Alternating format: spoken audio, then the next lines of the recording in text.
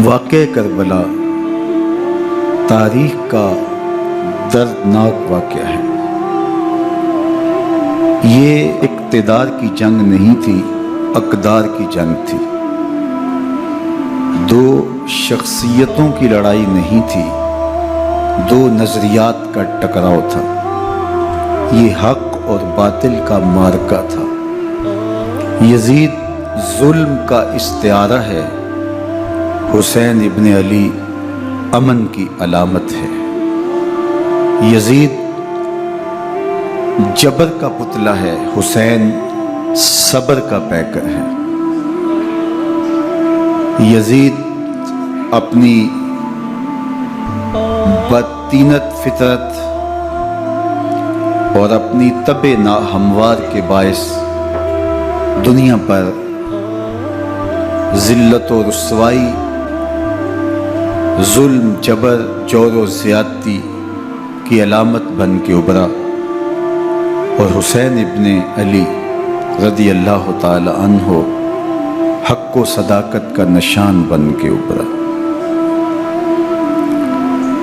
کربلا کے تپتے ہوئے ریگزار میں حسینی اور یزیدی دو کردار سامنے آتے ہیں۔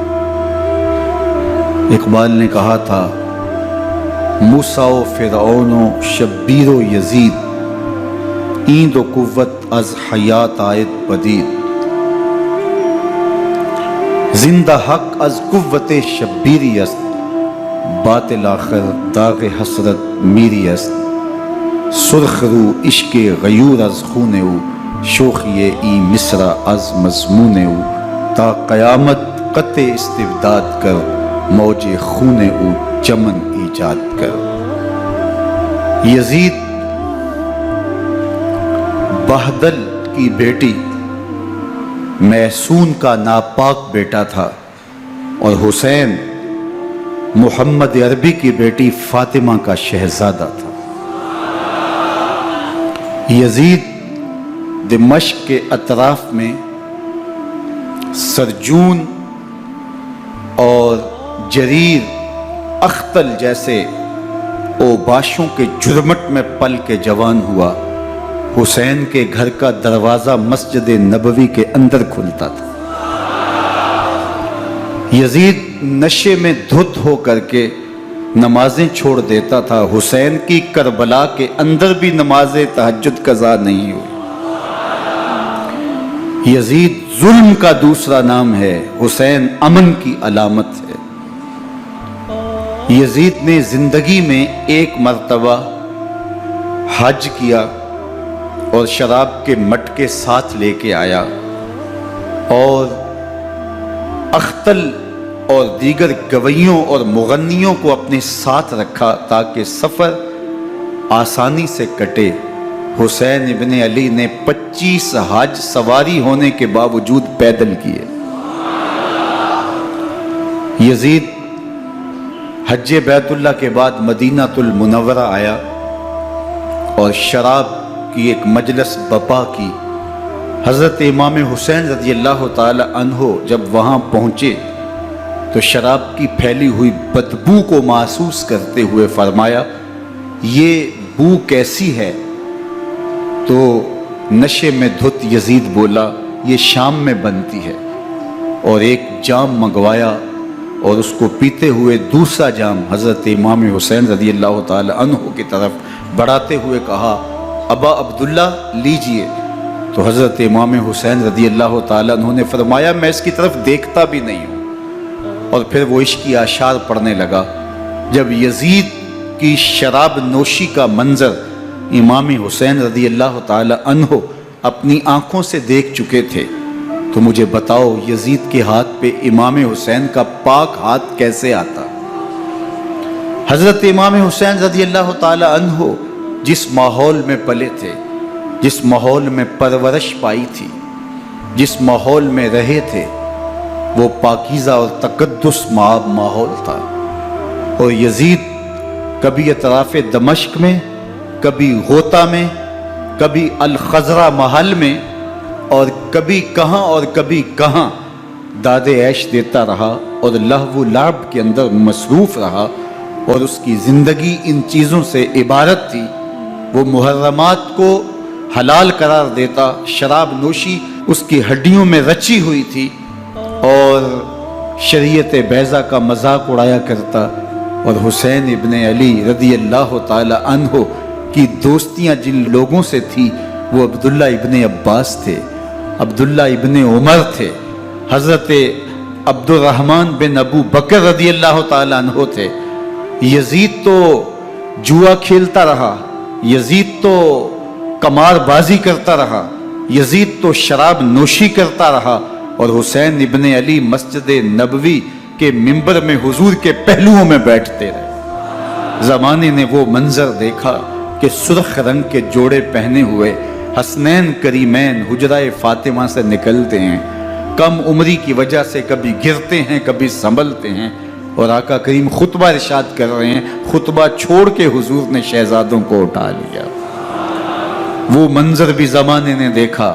حضرت عبداللہ بن شداد کہتے ہیں کہ حضور سجدے میں تھے اور سجدہ اتنا طویل ہو گیا، ہمیں لگا یا تو وحی کا نزول ہو رہا ہے یا پھر اللہ کا حکم آ گیا اور اللہ کے محبوب کی روح قبض کر لی گئی.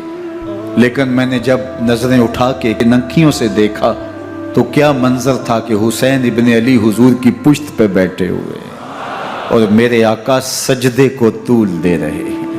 اللہ اکبر. حسین کے لیے پیغمبر کے سجدوں کو طول دیا جا رہا ہے. حسین ابن علی کبھی منبر پہ حضور کی اطراف میں بیٹھتے ہیں. وہ منظر بھی دنیا نے دیکھا کہ حضور کے مبارک کندھوں پر حسین ابن علی بیٹھے ہیں اور حضور کی زلفوں کو پکڑا ہوا ہے. تو حضرت عمر رضی اللہ تعالیٰ عنہ دیکھ کے کہتے ہیں واہ واہ کیسی سواری میسر آئی حسین ابن علی کو. تو میرے آقا مسکرا کے کہتے ہیں عمر سواری دیکھتے ہو سوار بھی تو دیکھو. اللہ اکبر. حضرت اسامہ بن زید بن حارثہ رضی اللہ تعالیٰ عنہ فرماتے ہیں رات کا ایک پہر گزر گیا اور مجھے حضور سے کوئی کام تھا. میں آقا کریم کی خدمت میں حاضر ہوا، در دولت پہ دستک دی. حضور تشریف لائے تو چادر اوڑی تھی، بکل کی ہوئی تھی میرے حضور نے. تو میں نے اپنی حاجت کہی تو حضور نے میری حاجت پوری کر دی. لیکن ایک منظر میں نے دیکھا کہ حضور نے جو چادر کی بکل فرمائی تھی اس کے اطراف میں پہلوؤں میں ابھار تھے جس طرح اندر کوئی ہو. مجھ سے نہ رہا گیا، میں نے پوچھ لیا. میں نے کہا بندہ نواز چادر کے اندر کیا ہے؟ فکشفہ. تو حضور نے چادر کو کھول دیا. فائز الحسن والحسین علی ورکہ. تو کہتے ہیں میں نے اپنی آنکھوں سے دیکھا ایک پہلو سے امام حسین لپٹے ہوئے تھے، ایک پہلو سے امام حسن لپٹے ہوئے تھے.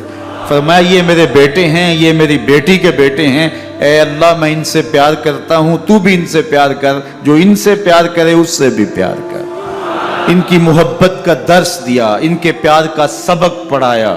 کہا ان سے پیار کرنے والا میرے سے پیار کرنے والا ہے، ان سے بغض رکھنے والا میرے سے بغض رکھنے والا ہے. ان کی تکلیف حضور کو بے چین کر دیتی تھی.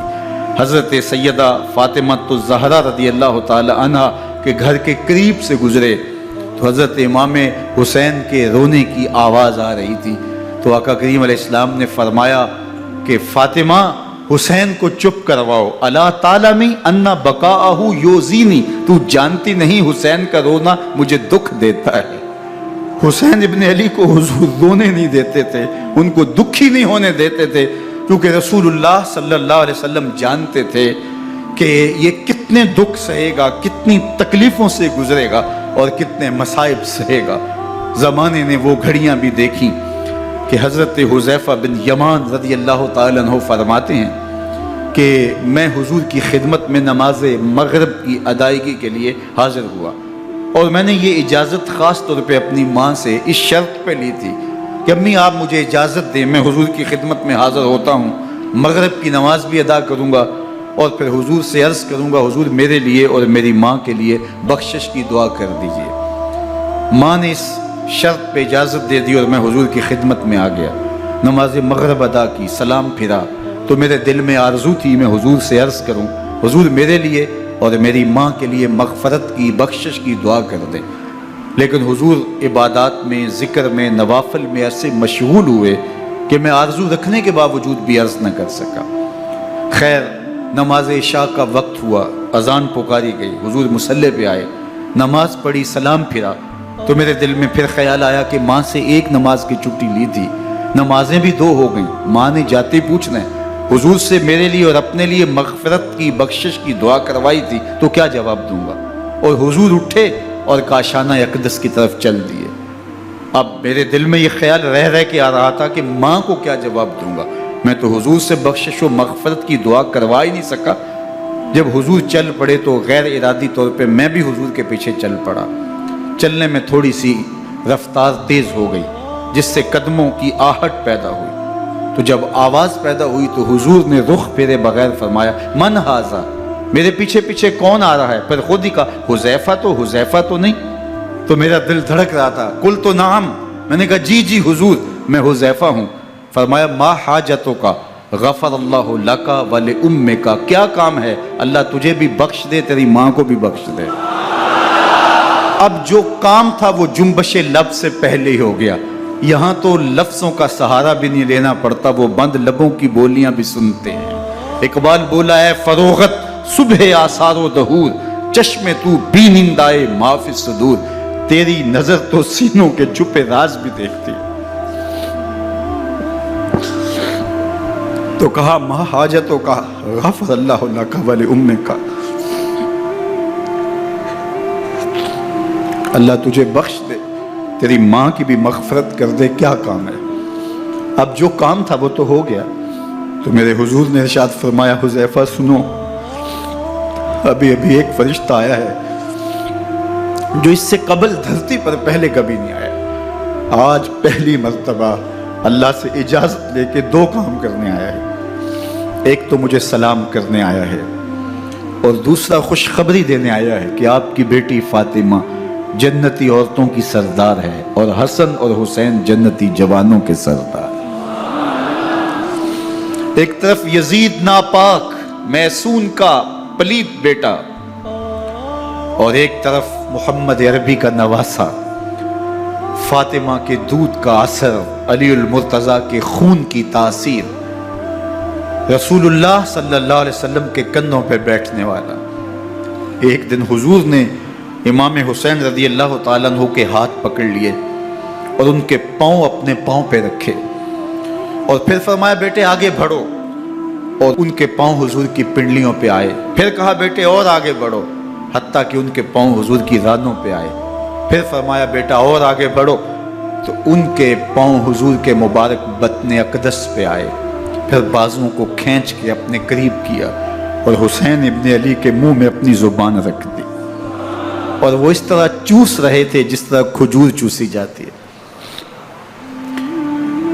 تو اللہ کے محبوب علیہ السلام نے حسین ابن علی کو اپنی زبان کا لعاب دہن دے کر کے، وہ شیر رحمت دے کر کے، وہ کوثر و تسلیم سے پاکیزہ تر آب رحمت عطا کر کے ان کی ہمیشہ کے لیے پیاس بجھا دی، تاکہ کل کربلا کے تپتے ہوئے ریگزار میں حسین ابن علی کو پیاس کی شدت تنگ نہ کرے اور پائے استقلال میں لغزش نہ آنے پائے۔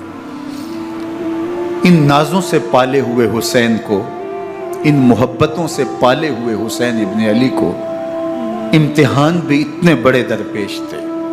یاری تیری سونا پر ازمیشہ تیریاں اگ، سونا پرکھیا جامدہ ہے نال اگاں دے لگ۔ جتنا بڑا شخص ہوتا ہے اتنی آزمائشیں بھی بڑی ہوتی ہیں۔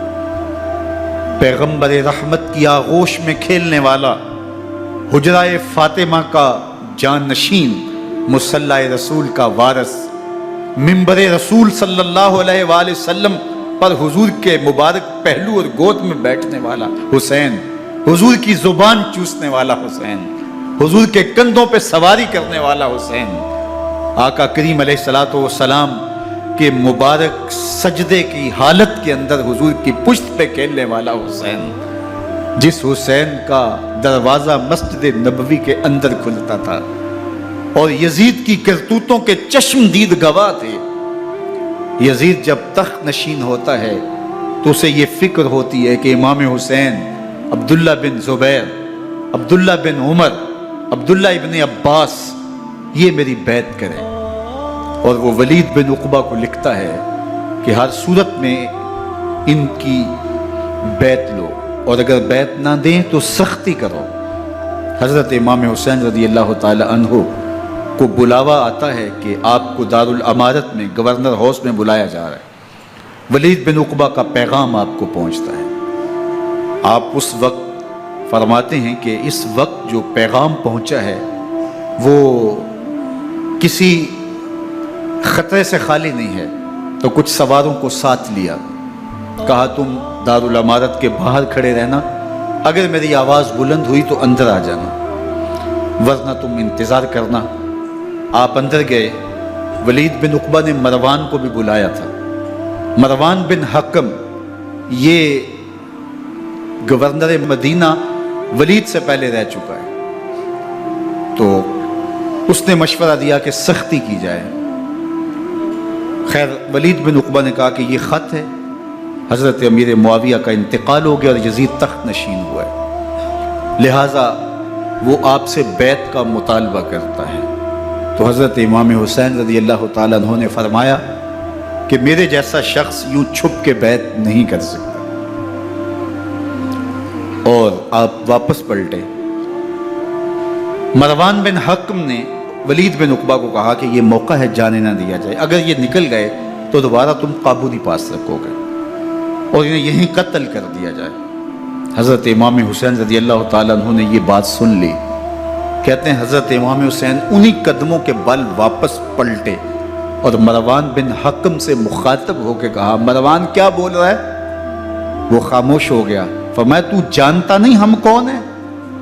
آنا حسین ابن علی ابن ابی طالب، میں حسین ہوں، میں علی کا بیٹا ہوں. ہمارے گھر میں قرآن اترتا رہا ہے، وحی کا نزول ہوتا رہا ہے، اور یزید فاسق ہے، فاجر ہے، مسلمانوں کا قاتل ہے اور شرابی ہے. میں ڈنکے کی چوٹ پہ یزید کی بیعت سے انکار کرتا ہوں. بس حیدری کچھار سے محمدی شیر نکل آیا ہے. اب اوسان خطا ہو گئے، راستہ چھوڑ دیا، واپس آئے. سیدہ زینب سے ملے، کہا مدینے کو چھوڑنا پڑے گا. کہا بھیا کیا ہوا؟ کہا یزید بیعت لینے پہ مصر ہے اور میں کسی صورت بھی بیعت نہیں کروں گا. رسول اللہ کا مدینہ ہمارے خون سے لالا زار بنے گا. میں نہیں چاہتا کہ حضور کے شہر نور کی حرمت پامال ہو. دوستو وہ کیسا منظر ہوگا جب حسین ابن علی نے آخری حاضری حضور کے روضے پہ دی ہو.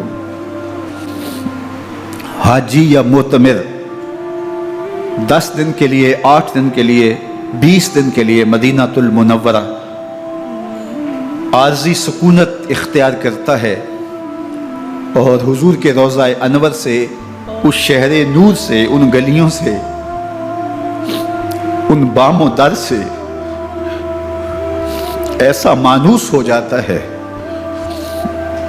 کہ جب واپس پلٹ رہا ہوتا ہے ان دعاؤں کے ساتھ کہ دوبارہ آنا بھی نصیب ہو، اور اسے لگتا ہے کہ میں دوبارہ بھی بلایا جاؤں گا، لیکن اس کے باوجود شہر حبیب چھوڑنا قیامت سے کم نہیں ہوتا. اعظم چشتی مرحوم آخری بار جب حضور کے روضہ انور پہ گئے تو بیمار تھے، ویل چیئر پہ تھے. باب بقی سے باہر نکلے تو خادم سے کہا کہ میری ویل چیئر پیچھے سے کھینچو تاکہ میرا رخ روضہ انور کی طرف رہے، اور وہ پیچھے سے کھینچتا چلا جا رہا ہے. اور جب باب مکہ سے پیچھے جنت البقیع کے قریب سے گنبد خضرا نگاہوں سے اوجل ہونے لگا تو اعظم چشتی مرحوم نے کہا، جان بدن سے نکلتی ہے اعظم، جان بدن سے نکلتی ہے اعظم، کوئی آسان ہے مدینے سے جدا ہونا، کوئی آسان ہے مدینے سے جدا ہونا. یہ اس شخص کی کہانی ہے جو 10 دن، 5 دن، مہینہ، 2 ماہ وہاں رہتا ہے اور پھر اس شہر کو چھوڑ کے آنا اس کے لیے آسان نہیں ہوتا. اور مجھے بتاؤ کہ حسین جو پیدا مدینے میں ہوا، جس کے گھر کا دروازہ مسجد نبوی کے اندر کھلتا تھا، جو مسجد نبوی کے اندر پرورش پا کے جوان ہوتا ہے اور مدینے کی گلیوں میں کھیلتا رہا، اس حسین ابن علی کے لیے مدینہ چھوڑنا، اور پھر وہ اس بات کا علم اور شعور رکھتے تھے کہ یہ آخری بار حضور کے در پہ حاضری ہے، دوبارہ اس شہر نور میں نہیں آ سکوں گا، تو کیا قیامت ہوگی اور کیا منظر ہوگا۔ محمد بن حنفیہ کے علاوہ خاندان نبوت کے جتنے لوگ تھے ان سب نے شہر مدینہ کو الوداع کہا، اور رات کے موقع میں مدینہ المنورہ کو، مسجد نبوی کو چھوڑ کر کے مکہ کی جانب عازم سفر ہوئے۔ 3 شعبان المعظم کو مکہ المکرمہ پہنچتے ہیں، ادھر کوفیوں کے خطوط آنے شروع ہو جاتے ہیں۔ حضرت امام حسین رضی اللہ تعالیٰ عنہ مسلم بن عقیل رضی اللہ تعالیٰ عنہ کو صورتحال معلوم کرنے کے لیے بھیج دیتے ہیں۔ 40,000 کوفی آپ کے ہاتھ پہ بیعت کر لیتے ہیں۔ ادھر 25 پیدل حج کرنے والے حضرت امام حسین 8 ذی الحج کو احرام باندھتے ہیں، لیکن آپ کو پتہ چلتا ہے کہ حاجیوں کے روپ میں قاتل چھپا دیے گئے، تو آپ اس احرام کو حج کی بجائے عمرے میں بدلتے ہیں اور کوفے کی جانب عازم سفر ہوتے ہیں۔ کائنات والو، ذرا سینے پہ ہاتھ رکھ کے دیکھو کہ یہ کتنا مشکل مرحلہ تھا۔ اس دین کی آبرو کو بچانے کے لیے حضرت امام حسین رضی اللہ تعالیٰ عنہ نے کتنا بڑا قدم اٹھایا۔ آپ کے بہی خواہ، دوست، احباب عبداللہ بن عمر یہ سارے روکتے ہیں۔ عبداللہ بن عباس کہتے ہیں حضرت نہ جائیے، الکوفی لا یوفی، کوفی کبھی وفا نہیں کرتے۔ آپ کے والد کو وہاں شہید کیا گیا، لیکن آپ ایک فرض کو نبھانے جا رہے ہیں۔ میرے غم گسارو، میرے مہربانوں، نہ روکو مجھ کو جانے دو، مجھے نانے کے دی کی ڈوبتی کشتی بچانے دو۔ میں جاتا ہوں کہ دنیا پر وفا کا نام رہ جائے، میں رہوں نہ رہوں پر عظمت اسلام رہ جائے۔ میں نہیں جاتا تو نبی کے گھر کی آن جاتی ہے، میں نہیں جاتا تو نبی کے گھر کی آن جاتی ہے، تمہارا دین جاتا ہے، میری غیرت ایمان جاتی ہے۔ حضرت امام حسین یہاں سے چلتے ہیں، ابھی راستے میں ہی پہنچتے ہیں کہ یہ خبر آتی ہے کہ کوفے والوں نے بے وفائی کر دی۔ حضرت مسلم بن عقیل رضی اللہ تعالیٰ عنہ کو شہید کر دیا گیا، نعمان بن بشیر معزول کر دیے گئے، ابن مرجانہ ابن زیاد وہاں متعین کر دیا گیا جو سخت گیر شخص تھا، اور اس نے لوگوں کو ڈرایا، دھمکایا، اور کوفے کے لوگوں کے دل بدل گئے اور وہ بیعتیں توڑنے لگے۔ وہ منظر مسجد کوفہ کا کتنا دل گداز تھا۔ جب امام نماز کے لیے کھڑے ہوئے تو 40,000 لوگ آپ کے پیچھے تھا۔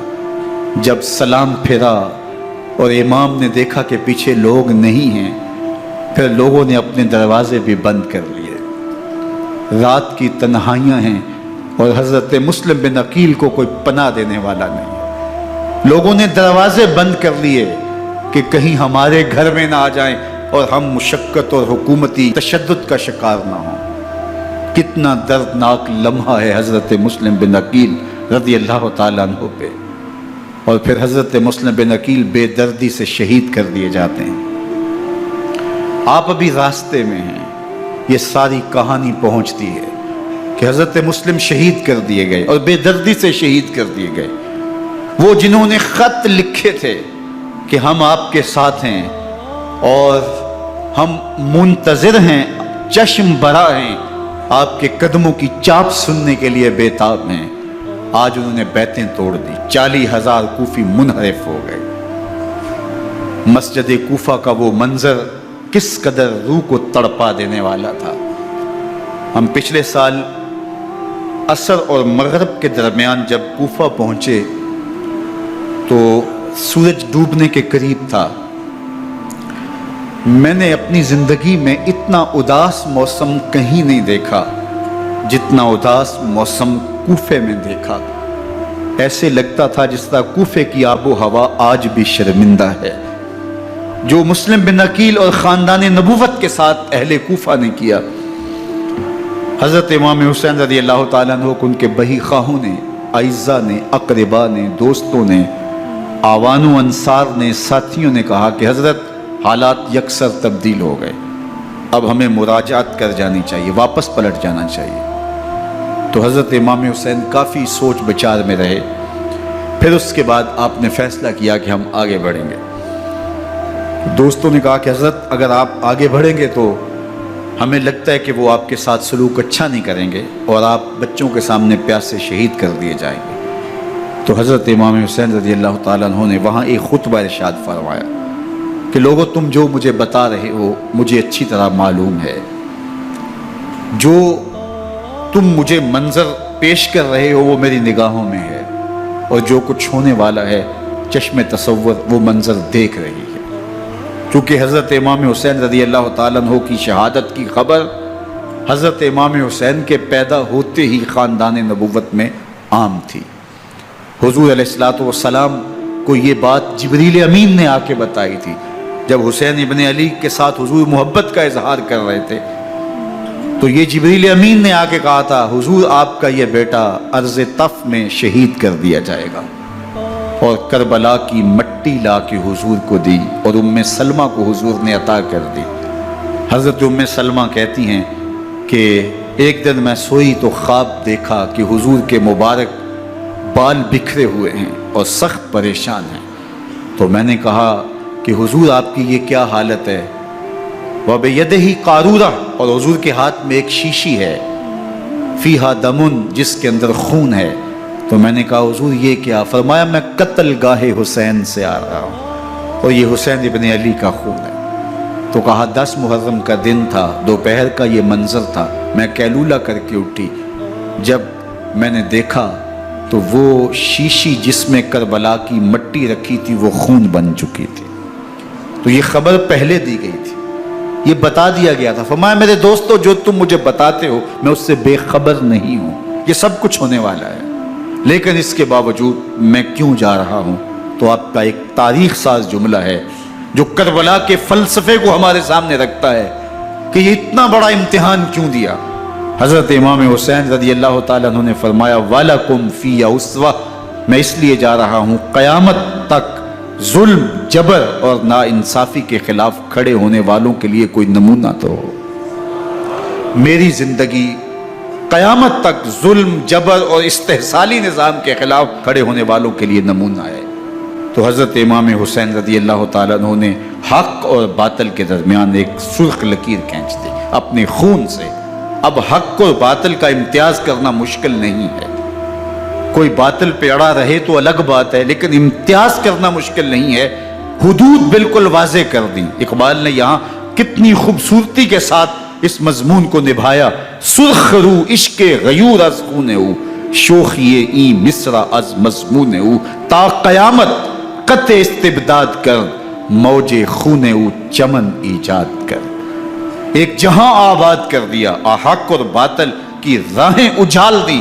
اب لوگوں کو یزید کا چہرہ پہچاننے میں دیر نہیں لگتی، وقت کے ہر یزید کا چہرہ آسانی سے پہچانا جا سکتا ہے۔ یہ معرفت زمانے کو کروائی کس نے؟ حسین ابن علی نے کروائی رضی اللہ تعالی عنہ۔ تو حضرت امام حسین نے فرمایا کہ جو میرے ساتھ ہونے والا ہے میں اچھی طرح جانتا ہوں، لیکن میں اس کے باوجود آگے بڑھوں گا۔ پھر بڑھے اور کربلا میں جا کے خیمہ زن ہو گئے۔ 7 محرم کو پانی بند کر دیا گیا۔ پانی بند ہوا تو کھانا بھی میسر نہیں تھا، لیکن ذکر پانی کا ہوتا ہے اس لیے کہ کھانے کے بغیر انسان کئی دن کاٹ لیتا ہے، لیکن پانی کے بغیر گزر نہیں ہوتی۔ تو فرات کی نہر سامنے اپنی موجوں کے ساتھ چمک رہی ہے، لیکن ایک قطرہ آب بھی آل رسول کو نہیں دیا جا رہا۔ کائنات کے اندر ایسے انوکھے امتحان بھی ہوتے ہیں۔ وارثوں ساقی کوثر کے، مالک ہوں حوض کوثر کے، اور بیٹے ہوں ساقی کوثر کے، اور آج ایک بوند پانی کی بھی میسر نہ ہو۔ صبر کا امتحان ہے، عزیمت کا امتحان ہے۔ حضرت امام حسین رضی اللہ تعالیٰ عنہ خیمہ زن ہو گئے۔ 3 دن تک پانی بند رہتا ہے۔ 9 محرم کو رات کی تنہائی میں حملہ آور ہونا چاہتے ہیں، لیکن آپ نے کہا کہ ہمیں اللہ کے حضور عبادت اور ذکر کے لیے وقت دیا جائے۔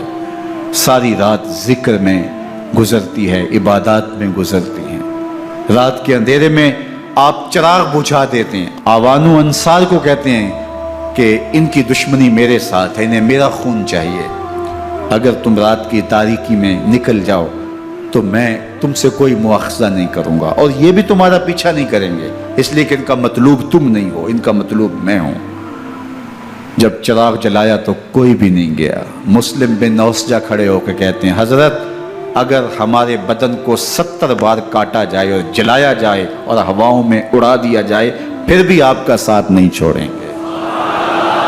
70 سال کے بوڑھے ہیں حبیب بن مظاہر، کہتے ہیں حضرت آپ کو چھوڑ کے جائیں کہاں، آپ کو چھوڑ کے جائیں کہاں؟ کوئی ساتھ چھوڑنے کے لیے تیار نہیں ہے، پیاس ہے، سخت گرمی ہے، کربلا کا ماحول ہے، 72 افراد اور خاندان کی خواتین میدان کربلا میں خیمہ زن ہیں۔ دوسری طرف لشکر اعداء اشقیا 22,000 کی تعداد میں مقابلے میں، ایک روایت 30,000 کی ہے۔ ان صرف 72 پیاسے لوگوں کے لیے اتنے لوگوں کو جمع کرنے کا مقصد خوف زدہ کرنا تھا۔ شرط ہے کہ یزید کی بیعت کر لیں، محاصرے توڑ دیں گے، پانی دستیاب ہوگا، اعزاز و اکرام سے نوازا جائے گا، خزانوں کے منہ کھول دیے جائیں گے۔ لیکن حسین ابن علی کہتے تھے سب کچھ لٹ جائے گا، باطل کے ہاتھ پہ ہاتھ نہیں رکھوں گا۔ اللہ اکبر۔ اب صبح طلوع ہوتی ہے، عاشور کا دن چڑھتا ہے، سورج اپنی پوری تمازت کے ساتھ گرمی برسا رہا ہے۔ آج خاندان نبوت کا امتحان زمانے نے دیکھنا ہے۔ رسول اللہ کا لعاب چوسنے والا اس کے صبر کا آج امتحان ہے، حضور کے کندھوں پہ کھیلنے والے حسین کا آج امتحان ہے۔ اللہ اکبر۔ حسین ابن علی تمام حجت کرتے ہیں میں نے تمہارا کچھ نہیں بگاڑا، میں نے کسی کا خون نہیں کیا، میں نے کوئی زیادتی نہیں کی، تم کیوں میرے قتل کے در پہ ہو؟ تم جانتے نہیں میں کون ہوں؟ میں تمہارے نبی کا نواسا ہوں، رسول اللہ صلی اللہ علیہ وآلہ وسلم کے کندھوں پہ کھیلتا رہا ہوں، حضور کا لعاب چوستا رہا ہوں، اور میں بوسہ گاہ رسول صلی اللہ علیہ وآلہ وسلم ہوں۔ لیکن ان اشقیاء کے دل پر کوئی چیز اثر انداز نہیں ہوتی۔ ایک ہور ہے، اللہ اس کے دل میں نرمی ڈالتا ہے۔ پہلے تو امام حسین کو گھیر کے لے کر کے آتا ہے، لیکن بعد میں وہ قافلہ یزید سے قافلہ حسین کی طرف آ جاتا ہے۔ امام حسین فرماتے ہیں تو دنیا میں بھی ہو رہے، آخرت میں بھی ہو رہے، آزادی مل جاتی ہے۔ باقی 22,000 کا لشکر جرار امام حسین کے قتل کے در پہ ہے۔ پھر تاریخ نے خاندان نبوت کا وہ انوکھا امتحان دیکھا۔ حضرت امام حسین کے بچے بالخصوص خواتین پیاس کی شدت میں حلق خشک ہے۔ حضرت سکینہ تڑپ کے اپنے باپ سے کہتی ہیں کہ مجھے 6 ماہ کے علی اصغر کی پیاس نہیں دیکھی جا رہی۔ بچے کو ہاتھوں پہ اٹھاتے ہیں اور نہر فرات کے کنارے پہنچ کے فرماتے ہیں اشقیاء سے مخاطب ہو کے تمہارا معاملہ میرے ساتھ ہے، اس 6 ماہ کے بچے نے تمہارا کچھ نہیں بگاڑا، اور چلو بھر کے اس کا حلق سیراب کرنا چاہتے ہیں۔ ایک 2 شاخہ تیر آتا ہے جو حضرت علی اصغر کے گلے کو چیر دیتا ہے۔ راوی لکھتے ہیں کہ وہ عام تیر نہیں تھا، جانوروں کو شکار کرنے کے لیے جو بڑے تیر ہوتے ہیں وہ 2 شاخہ تیر تھا۔ وہ گردن کو کاٹ دیتا ہے، خون بہنے لگتا ہے، گردن لٹک جاتی ہے۔ حضرت امام حسین وہ بہتا ہوا خون اپنے چلو میں لیتے ہیں اور آسمان کی طرف اچھال کے کہتے ہیں مالک حسین کی یہ قربانی بھی قبول۔ یہ تماشا لبے بام نہیں ہے، بچہ بیمار ہو ڈاکٹر جواب دے دیں، ماں باپ کے ہاتھ پھول جاتے ہیں، زندگی کی سانسیں ابھی چل رہی ہوتی ہیں، لیکن ڈاکٹر کہے کہ یہ میرے بس کا روگ نہیں ہے، کہیں اور لے جاؤ، تو زندگی کا لف و نشر غیر مرتب ہو جاتا ہے۔ میں سلام پیش نہ کروں حسین ابن علی کو، 6 ماہ کا علی اصغر ہاتھوں میں دم توڑتا ہے، گردن لٹک جاتی ہے، خون بہ رہا ہے، اب خیموں کی طرف بڑھ رہے ہیں، لیکن زبان پہ شکایت نہیں ہے، کہتے ہیں مالک حسین کی یہ قربانی قبول کر لے۔ اب خیموں کی طرف آنا، شہر بانوں रबाब, सैयदा ज़ैनब, हज़रत सकैना सलाम अल्लाह अलैहा का सामना कोई आसान काम नहीं था। लेकिन हुसैन इब्न अली आते हैं, शहजादे को यहाँ खैमों के करीब रख के कहते हैं कि ये हौज़े कौसर से सैराब हो गया है। अल्लाह अकबर। कोहराम मच जाता है खैमों के अंदर, क्या मंजर होगा और उनको किन अल्फाज के पैराए में ढाल करके उन कैफियत को बयान किया जा सकता है जो अहले बैत के खैमों के अंदर अली असगर की शहादत के बाद का मंजर रकम हो रहा होगा। अल्लाह अकबर। उधर अश्किया आवाजें दे रहे हैं, मुबारजत के लिए पुकार रहे हैं। जमाने ने फिर वो मंजर भी देखा कि जवान बेटे को 18 साल की कमाई हजरत इमाम हुसैन मैदान अमल में भेज रहे हैं। वो अली अकबर जो हुसैन का नूर नजर है, आंखों का करार है, दिल की तस्कीन है। और फिर हजरत अली अकबर जब घोड़े की जीन से फर्श जमीन पे गिरते हैं तो बाप को आवाज देते हैं, और हजरत इमाम हुसैन जो है वो आगे जाके बेटे की लाश उठाते हैं।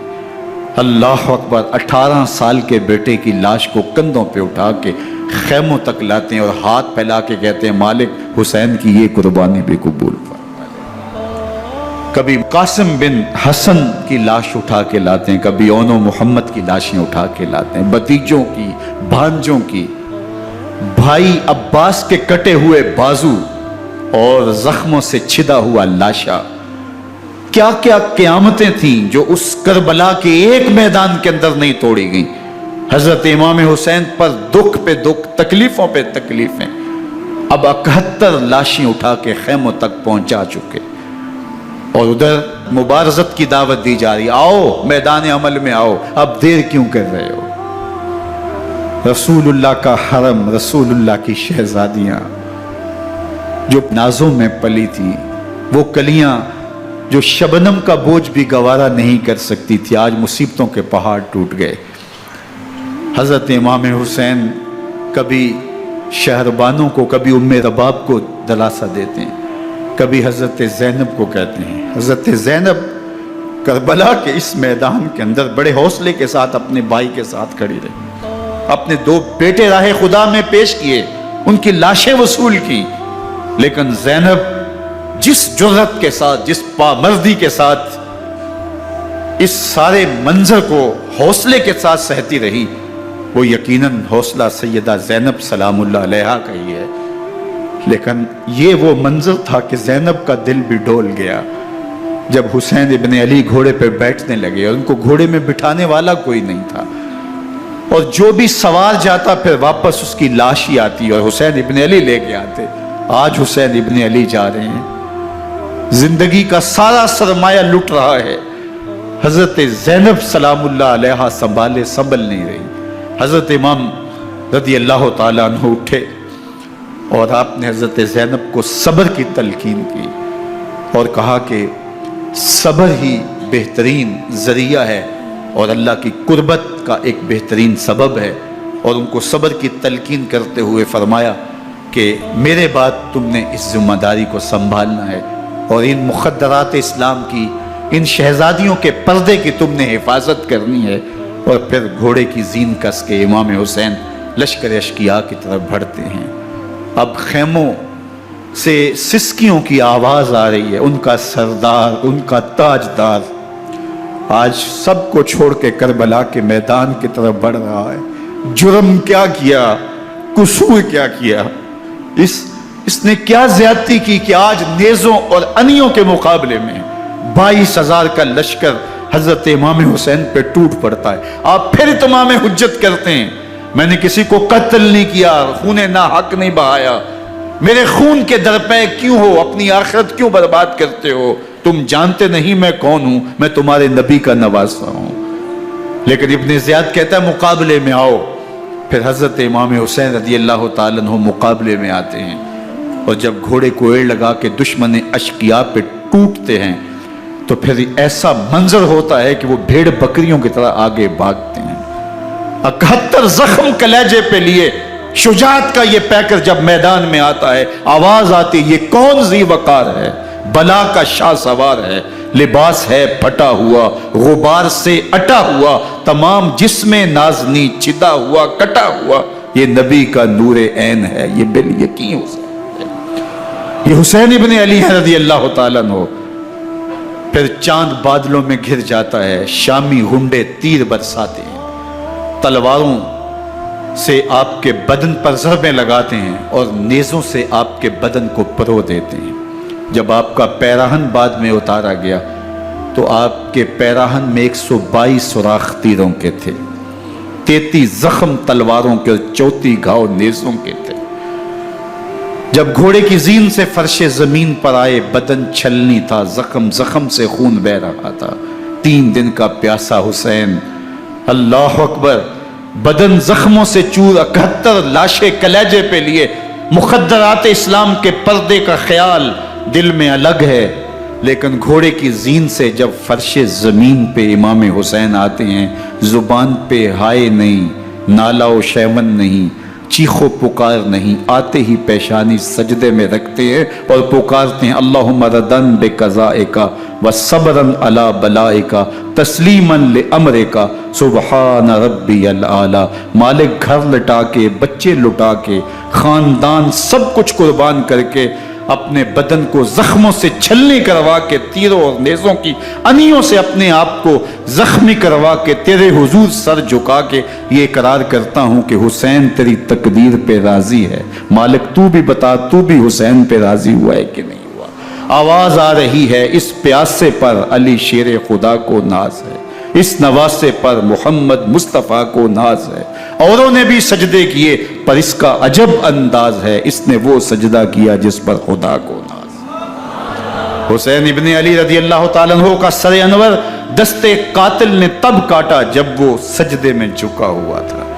یزید نے کہا میں بیعت لوں گا، امام حسین نے کہا کبھی بھی نہیں دوں گا، یہ سر کٹ سکتا ہے جھک نہیں سکتا۔ سر کاٹ کے نیزے کی نوک پہ چڑھا دیا گیا اور یہ اس بات کا اعلان تھا کہ ہم جیت گئے اور حسینی ہار گئے، اور لشکر یزید میں غوغا مچ گیا، نقارے بجنے لگے کہ ہم جیت گئے، دیکھو امام حسین شہید کر دیے گئے، اور سر کاٹ کے نیزے کی نوک پہ چڑھایا گیا۔ لیکن لشکر یزید سے ہی آواز آئی یہ کیسا سر ہے جو کٹ کے بھی سر بلندی ہے، کٹ گیا ہے پھر بھی اونچا ہے، اللہ اکبر، یہ سر سجدے میں کٹا ہے، رب کے حضور عبادت کی حالت میں کٹا ہے، حسین آج بھی سجدے میں ہے، اللہ اکبر، حسین آج بھی سجدے میں ہے، بلکہ کٹے ہوئے سر کا رخ زمین کی جانب تھا اور کٹی گردن آسمان کی طرف، یوں نیزے پہ پرویا گیا، اللہ اکبر۔ ایک شاعر نے نقشہ کھینچا، بآنکھ سر نیزے پہ اور سوئے زمین ہے روح، یعنی سجدہ ثانی کی ہے آرزو۔ رکعت کے 2 سجدے ہوتے ہیں، ابھی ایک سجدہ ہوا تھا کہ دستے قاتل نے سر کاٹ دیا، کہا حسین کی پیشانی میں دوسرے سجدے کی تمنا مچل رہی ہے۔ یہ تھا حسین ابن علی کا سجدہ، ساری زندگی رب کے حضور سجدہ قضا نہیں ہونے دیا۔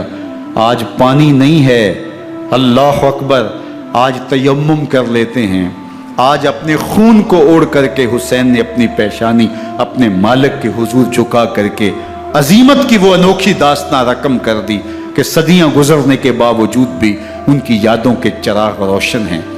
جب حضرت امام حسین اور دوسرے آیان و انصار کو شہید کر دیا گیا تو ان کے سر نیزوں کی نوک پہ چڑھا دیے گئے، حضرت امام حسین کا کٹا ہوا سر اور باقی 71 افراد کے کٹے ہوئے سر نیزوں کی نوک پہ، اور 10 سواروں کو ابن سعد نے کہا کہ ان کو رون دو، اور گھوڑوں کی ٹاپوں تلے حضرت امام حسین رضی اللہ تعالیٰ عنہ اور ان کے آوان و انصار کو جو ہے وہ روندا گیا، حتیٰ کہ ان کی استخوان مبارک، ان کی ہڈیاں بھی چور چور ہو گئیں۔ روننے سے قبل ان کا لباس اتار لیا، ان کے کپڑے اتار لیے گئے۔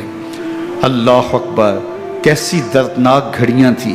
یزید کا صرف یہی بد کرداری کا مرحلہ نہیں تھا، اس کربلا کے صحرا کے اندر یزید نے جس طرح امام حسین رضی اللہ تعالیٰ عنہ کو شہید کیا اور حضرت امام حسین کے خاندان کو شہید کیا، جب مدینہ المنورہ پر یزید نے مسلم بن عقبہ کو مقرر کیا، جس کو بزرگوں نے مصرب بن عقبہ کہا ہے، تو اس کو کہا 3 دن تک مدینے کا حرم تمہارے لیے حلال ہوگا، جو چاہو تم کرنا، اور شامی فوجوں کو اجازت ہوگی۔ تو وہاں بھی انہوں نے 10,000 تابعین اور 700 صحابہ کو شہید کیا۔ حضرت ابو سعید خدری رضی اللہ تعالیٰ عنہ گھر سے باہر نکلے، کافی بوڑھے ہو چکے تھے، تو انہوں نے حضرت ابو سعید خدری کو پکڑ لیا، کہا تم کون ہو؟ کہا مجھے ابو سعید خدری کہتے ہیں۔ تو کہا ہاں تمہارا نام سنا ہے، اور داڑھی سے پکڑ کے کھینچا اور کہا کہ ہے تمہارے پاس جو ہمیں دو؟ تو کہا کہ میرے پاس تو کچھ بھی نہیں، میں تو فقیر آدمی ہوں۔ تو ان کے گھر ان کو لے گئے، تو 2 کبوتر رکھے تھے حضرت ابو سعید خدری نے، تو وہ کبوتر لوٹ کے لے گئے۔ اللہ اکبر۔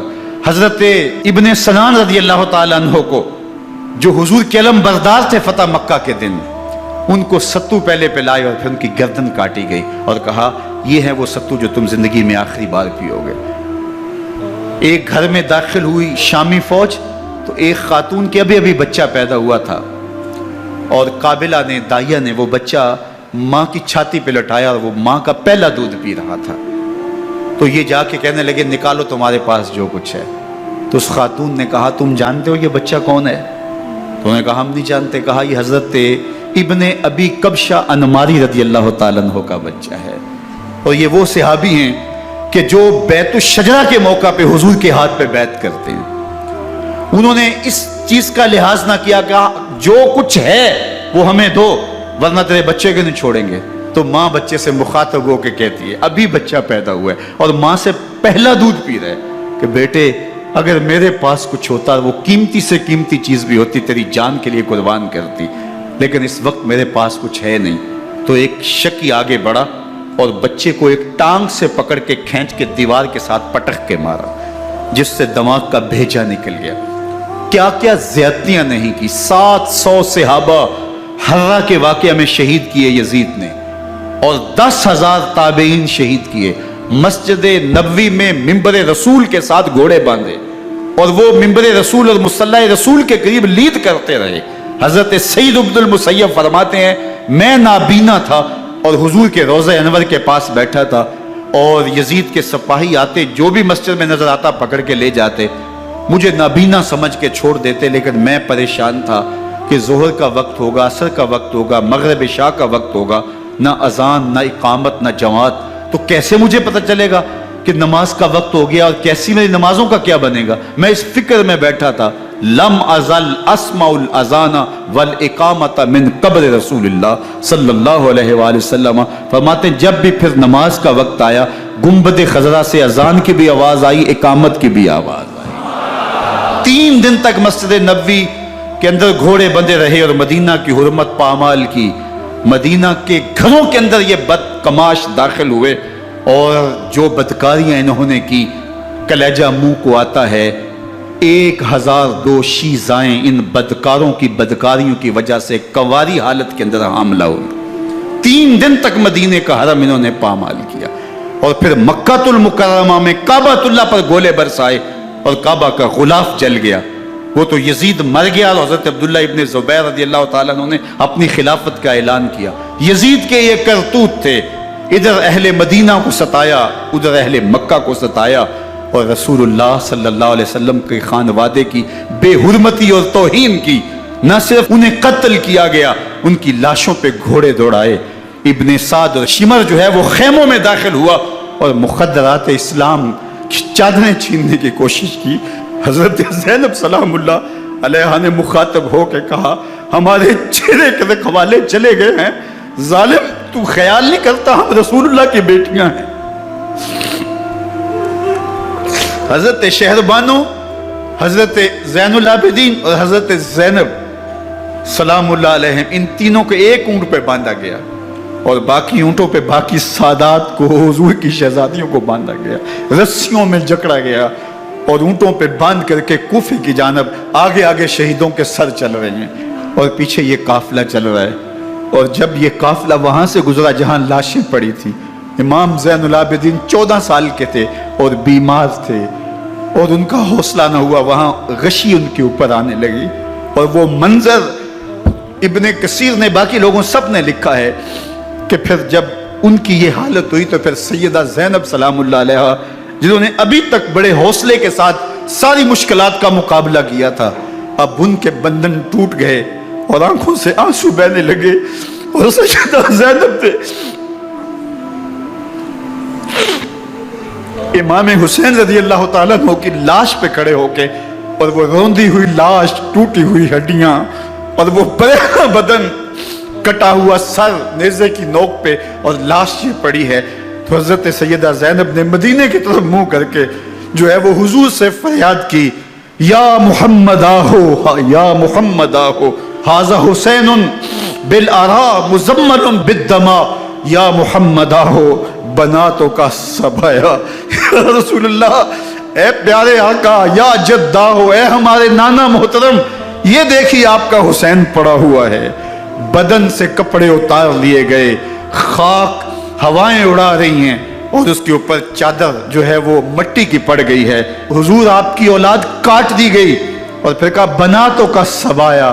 حضور دیکھیے آپ کی بیٹیوں کے ہاتھ باندھ دیے گئے ہیں، اونٹوں پہ کس دیا گیا ہے، سر شہیدہ آگے آگے چل رہے ہیں، اور حضرت سیدنا امام حسین کا آگے آگے سر ہے. راستے کے اندر ایک جگہ آئی، رات گزری اور ان کو اتارا گیا. رات کا موقع تھا، ایک خاتون آئی اور اس نے کوئی کھانا پیش کیا ان کو، اور کہا کہ میں کسی زمانے میں حضرت سیدہ فاطمہ زہرا کی نوکری کیا کرتی تھی، ان کی لونڈی تھی، ان کی کنیز تھی، اور آج مجھے پتہ چلا کہ آپ لوگ گزر رہے ہیں، تو میں نے کہا کہ میں اپنی مخدومہ کے خاندان کی خدمت کروں. اور پھر اس نے کہا کہ اس وقت سیدہ کی گود میں ایک 6-7 ماہ کی بچی تھی جس کو زینب کہا کرتے تھے. تو سیدہ زینب نے کہا کہ اماں اگر پہچانتی ہو تو وہ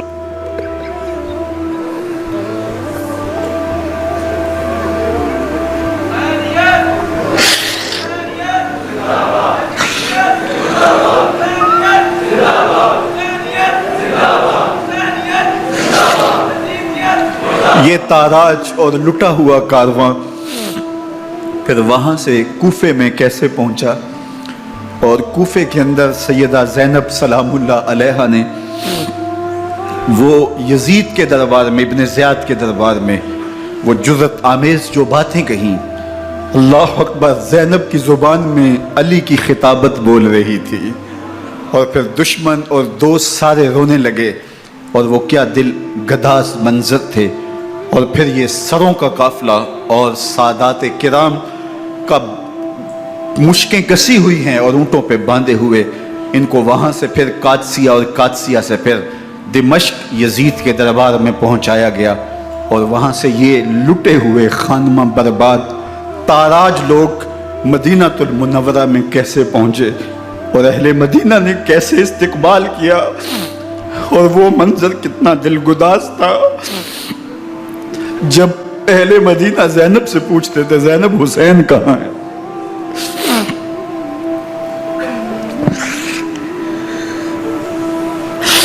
بے مروت بے وفا تیرا بھی کیا افسانہ ہے، جس نے اپنی ہی شمع کو گل کیا تو وہ پروانہ ہے. اپنے پیغمبر کے شہزادوں کو اور اپنے پیغمبر کی شہزادیوں کو جو دکھ اس امت نے دیے، یہ کائنات کی ایک انوکھی داستان ہے. اللہ ہمیں اسوہ شبیری پہ عمل کی توفیق عطا کرے اور ان کے نقوش پاک کی برکتیں دے. اہل بیت کی محبت ہماری روحوں میں جذب کر دے، اور جس عظیمت کے ساتھ، جس حوصلے کے ساتھ انہوں نے دکھوں کو جھیلا، جو دہکتی آگ کے شعلوں پہ سویا وہ حسین، جو جواں بیٹے کی میت پر نہ رویا وہ حسین، جس نے سب کچھ کھو کے کچھ نہ کھویا وہ حسین، مرتبہ اسلام کا جس نے دوبالا کر دیا، خون نے جس کے دو عالم میں اجالا کر دیا، جو کہ سوزے غم کو سانچے میں خوشی کے ڈھال کے مسکرایا موت کی آنکھوں میں آنکھیں ڈال کے. اے حسین ابن علی تم پر سلام، نازش آل نبی تم پر سلام. ذرا میرے ساتھ یہ پڑھ لیجئے، اے حسین ابن علی تم پر سلام، نازش آل نبی تم پر سلام، تم پہ لاکھوں رحمتیں لاکھوں سلام. اے شہیدان محبت کے امام، لالا گوں لالا بدن لالا کفن، اے چمن اندر چمن، زندگی ہی زندگی تیری حیات اے حیات اندر حیات اندر حیات، افتخار ملت بیضا ہے تو، رب کعبہ کی قسم یکتا ہے تو، فخر کا دل میں دریچہ باز کرنا چاہیے، جن کا تو آقا ہے ان کو ناز کرنا چاہیے۔ وآخر دعوانا ان الحمدللہ رب العالمین۔ 10 محرم الحرام کو کربلا کا واقعہ رونما ہوا، تو اس موسم میں اطراف و اکناف عالم میں اس حوالے سے بات ہوتی ہے، ذکر کیا جاتا ہے۔ اہل محبت حضرت امام حسین رضی اللہ تعالی عنہ کے حضور خراج عقیدت اور خراج محبت پیش کرتے ہیں۔ یہ حق و باطل کا معرکہ تھا، جھوٹ اور سچ کا مقابلہ تھا، ظلم اور عدل کا ٹکراؤ تھا، خیر اور شر کی لڑائی تھی، دو نظریات کا تصادم تھا۔ ایک طرف امام حسین رضی اللہ تعالی عنہ اور ان کے 72 جانثار تھے، اور دوسری طرف یزید اپنی تمام تر قوت کے ساتھ موجود تھا۔ حضرت امام حسین رضی اللہ تعالی عنہ سے مسلسل آخری وقت تک بیعت کا اثرار رہا، اور آپ آخری سانس تک یزید کی بیعت سے انکار کرتے رہے۔ حضرت امام حسین رضی اللہ تعالیٰ عنہ لڑائی کے لیے نہیں آئے تھے، ورنہ خواتین اور بچے ساتھ لانے کا کوئی مقصد نہیں تھا۔ آلات حرب و ضرب بھی نہیں تھے، عرب جو اپنے ساتھ سفر پہ معمول کی تلواریں اور اسلحہ جات رکھتے ہیں وہی تھے، اور آپ کو پیشکش بھی کی گئی۔ ترماح بن عدی بن حاتم نے، یہ حاتم تائی کا پوتا تھا، کہا کہ آپ میرے ساتھ ہمارے علاقے میں چلے جائیں۔ جب مختلف بادشاہوں نے عرب پر قبضہ کیا تو ہمارے قبائلی علاقے اس وقت بھی ان سے محفوظ رہے۔ ہم آزاد قبائل ہیں، میں چند دنوں میں آپ کی پشت پر 30,000 کا لشکر کھڑا کر دوں گا جو جانثار ہوگا۔ لیکن حضرت امام حسین رضی اللہ تعالیٰ عنہ نے ترماح بن عدی کی اس پیشکش کو قبول نہیں کیا اور آگے بڑھے۔ دشت نینوا میں، جسے دشت کربلا بھی کہتے ہیں، حر بن یزید ریاحی 500 سواروں کو ساتھ لے کر کے حضرت امام حسین کو محصور کر دیتا ہے، اور پھر یزید کا لشکر وہاں جمع ہونا شروع ہو جاتا ہے۔ 22,000 یا 30,000 کا لشکر امام حسین رضی اللہ تعالی عنہ کے اطراف میں لگا دیا گیا۔ 3 دن تک اس خانوادے کے لیے پانی بند کر دیا گیا۔ پانی کے بغیر تو انسان کی زندگی معطل ہو جاتی ہے، اور 3 دن کی مسلسل پیاس، اور پیاس میں بلکتے 6 ماہ کے بچے، خواتین اور بوڑھے۔ لیکن عزیمت کی راہوں کے یہ مسافر کسی صورت بھی یزید سے بیعت کرنے پہ آمادہ نہ ہوئے۔ یہ ایک ہیلا تھا کہ پانی بند کریں گے، بچے بلکیں گے، خواتین بے چین ہو جائیں گی تو یہ مجبور کر دیے جائیں گے۔ لیکن کہا تم جو کرنا ہے کرو۔ یہ بات طے شدہ ہے کہ ہم یزید سے بیعت نہیں کریں گے۔ پھر 3 ماہ پانی بند کرنے کے بعد حضرت امام حسین رضی اللہ تعالیٰ عنہ اور ان کے خاندان کو جس طرح ذبح کیا گیا، یہ ایک دردناک کہانی ہے۔ 72 افراد کربلا میں شہید کر دیے گئے۔ اہل حق کا یہ قافلہ بھوک اور پیاس سے نڈھال تھا، لیکن عزیمت کی راہوں کا یہ مسافر سرنگوں نہیں ہوا اور یزید کے ہاتھ پہ بیعت نہیں کی۔ امام حسین رضی اللہ تعالی عنہ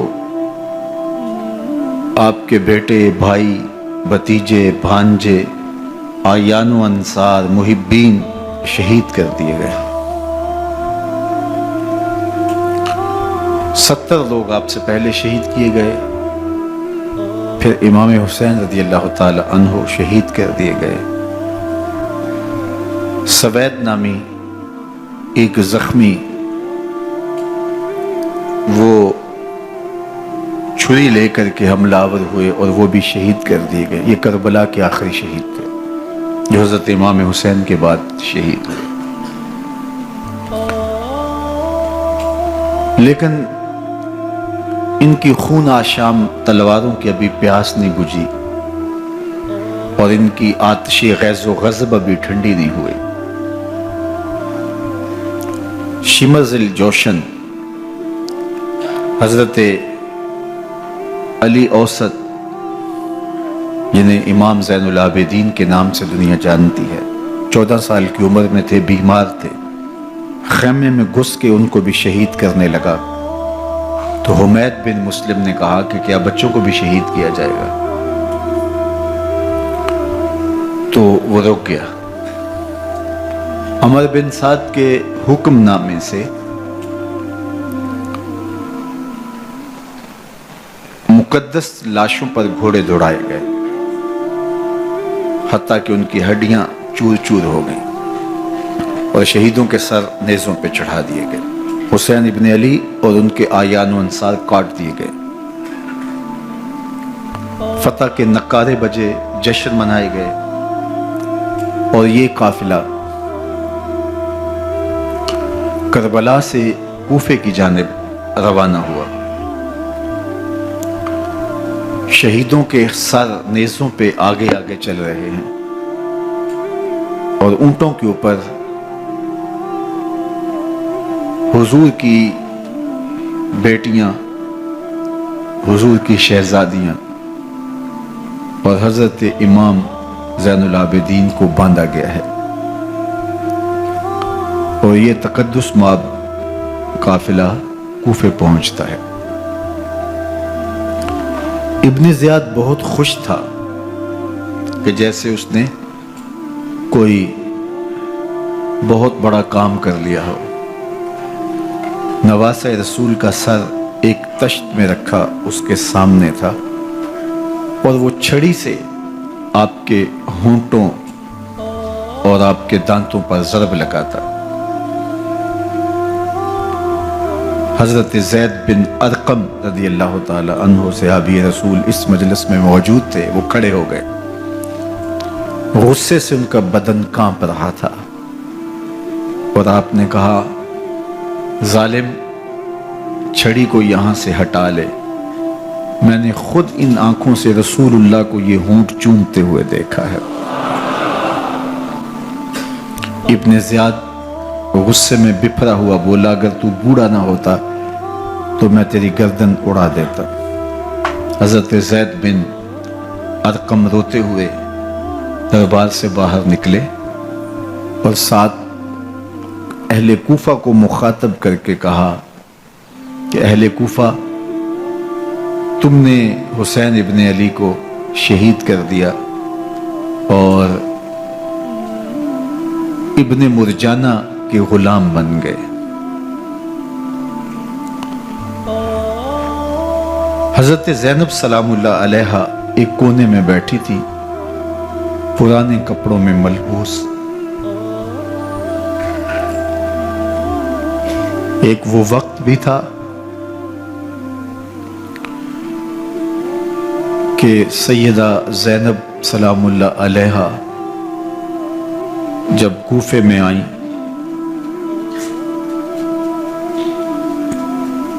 سیدنا علی المرتضیٰ کے زمانے میں، ان کے دور خلافت میں دارالخلافہ کوفہ متعین ہوا، تو یہ مدینے سے کوفے آئیں، تو اس وقت کوفے کی معزز خواتین نے ان کا استقبال کیا۔ خلیفۃ المسلمین کی شہزادی، رسول اللہ کی بیٹی سیدہ فاطمہ الزہرا کا عکس حضرت زینب سلام اللہ علیہا کوفے میں داخل ہوئیں، تکریم، عزت اور وقار کے ساتھ آپ کا استقبال کیا گیا اور آپ خواتین کو درس قرآن دیتی، حضور کی شریعت سکھاتی، اور آج وہی کوفہ ہے، وہی دیوار و در ہے اور وہی زینب ہے، اور آج زینب کے ساتھ حسین ابن علی کا کٹا ہوا سر ہے۔ پرانے کپڑوں میں ملبوس حضرت زینب سلام اللہ علیہ آج اسی کوفے میں داخل ہوئی ہیں۔ دارالامارت کے ایک کونے میں تشریف فرما ہے کہ ابن زیاد پوچھتا یہ خاتون کون ہے؟ حضرت زینب خاموش رہی۔ اس نے دوسری مرتبہ پوچھا، آپ پھر خاموش رہی۔ تیسری مرتبہ پوچھا، آپ پھر خاموش رہی۔ پھر ایک لونڈی نے بتایا یہ زینب بنت علی ہیں۔ تو اس کے سامنے حضرت امام حسین کا کٹا ہوا سر پڑا تھا اور وہ حضرت زینب سے مخاطب ہو کے کہنے لگا کہ اللہ نے تمہیں شکست دی اور یزید بن معاویہ کو فتح عطا کی۔ تو حضرت زینب سلام اللہ علیہا پھر دربار ابن زیاد میں ایک خوبصورت خطبہ عطا کیا۔ زینب بول رہی تھی، لگ رہا تھا مولا کائنات بول رہے ہیں۔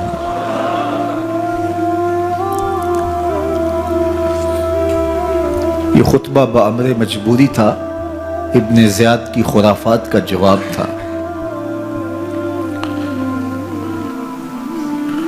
تو ابن زیاد سے اس کا جواب تو نہ بن پڑا، لیکن کہنے لگا کہ بڑی مکفہ اور مسجع گفتگو کی، تمہارا باپ علی بھی بہت اچھا شاعر تھا۔ تو سیدہ زینب سلام اللہ علیہ نے فرمایا ہمیں مکفہ گفتگو سے کیا غرض، یہ تو ایک حقیقت ہے جو ہم نے بیان کی۔ تو حضرت علی اوسط امام زین العابدین بھی پاس تھے، تو دیکھ کر کے کہنے لگا کہ یہ لڑکا کون ہے؟ تو فرمایا میں علی بن حسین ہوں۔ تو کہا کہ انہیں تو قتل کر دیا گیا۔ کہا وہ میرے بھائی تھے اور ان کا نام بھی علی تھا، میرا نام بھی علی ہے۔ تو اس نے کہا کہ اس لڑکے کو لے جاؤ اور قتل کر دو۔ حضرت زینب علی اوسط امام زین العابدین کے ساتھ چمٹ گئیں اور کہا کہ اگر تم اسے قتل کرو گے تو اس کے ساتھ مجھے بھی قتل کرنا ہوگا۔ تو ابن زیاد کہنے لگا کہ یہ عورت سچ کہتی ہے، واقعی اس کے جذبات یہی ہیں۔ اور الصلاۃ جامعہ کی پکار کے ساتھ مسجد کوفہ میں آ گیا۔ کوفے کے لوگ سارے ابن زیاد کے سامنے تھے۔ امام حسین کا کٹا ہوا سر ابن زیاد کے سامنے تھا اور اس نے کہا کہ اللہ نے یزید بن معاویہ کو فتح دی اور کذاب ابن کذاب معاذ اللہ حسین ابن علی کو شکست دی۔ جب اس نے یہ بات کہی تو عبداللہ بن عفیف الازدی رضی اللہ تعالی عنہ موجود تھے، وہ کھڑے ہو گئے۔ غصے سے ان کا بدن کانپ رہا تھا اور آپ نے پوری ہمت کے ساتھ ابن زیاد کو جواب دیتے ہوئے کہا، ظالم، حسین سچا، حسین کا باپ بھی سچا، تو جھوٹا، تیرا باپ بھی جھوٹا، جس نے تجھے امیر بنایا وہ بھی جھوٹا۔ تو ابن زیاد نے جب اپنے بارے عبداللہ بن عفیف سے یہ بات سنی تو اس نے حکم دیا کہ ان کا سر کاٹ دیا جائے، اور پھر حضرت عبداللہ ابن عفیف رضی اللہ تعالی عنہ کو شہید کیا گیا اور ان کی لاش کو سولی چڑھا دیا گیا۔ حق کی راہ کے یہ مسافر اپنی جان کس طرح راہ خدا میں سپرد کر رہے تھے۔